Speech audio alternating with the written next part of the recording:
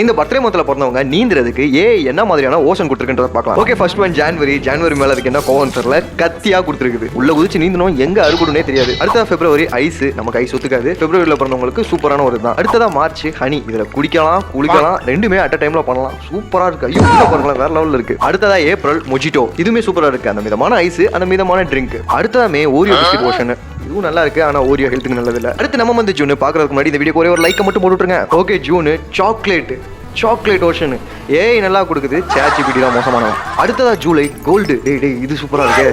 ஆஹா. அடுத்ததா ஆகஸ்ட் மணி, இதுவும் பயங்கரமா இருக்கு. நமக்கு தான் திங்கிற ஐட்டம், இவங்களுக்கெல்லாம் செலவு பண்ற ஐட்டம். அடுத்தது செப்டம்பர் சுஷி, இது ஒரு சைனீஸோ ஜாப்பனீஸ் ஃபுட்டுன்னு நினைக்கிறேன். ஓஷன் நல்லா தான் இருக்கு. அடுத்ததா அக்டோபர் உலக ஓஷனா, என்னடா அதுக்குள்ளதான் இதே இருக்கு, இது என்ன கணக்குனே புரியல, ஆனா பாக்குறதுக்கு நல்லா இருக்கு. அடுத்ததா நவம்பர் மேங்கோ ஓஷன், இது ஒரு நடைமுறைக்கு சாத்தியமா இருக்கும், சூப்பரா இருக்கு. அடுத்ததா டிசம்பர் ஹியூமன் ஐஸ், என்ன பாவம் பண்ணாங்கன்னு தெரியல டிசம்பர். எனக்கு இதுல பார்த்ததுலேயே ரொம்ப பிடிச்சது கோல்டு தான். உங்களுக்கு என்ன பிடிச்சுன்றத கமெண்ட்ல சொல்லிட்டு உங்களோட மந்தையும் சொல்லிட்டு போயிடுங்க.